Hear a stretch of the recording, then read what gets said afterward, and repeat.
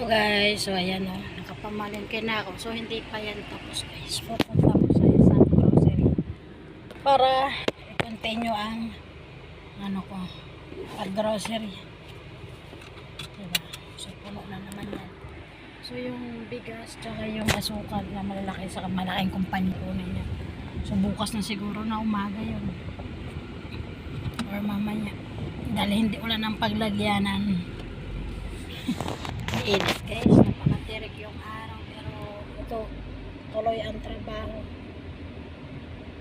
tuloy ang buhay. Ganun ba?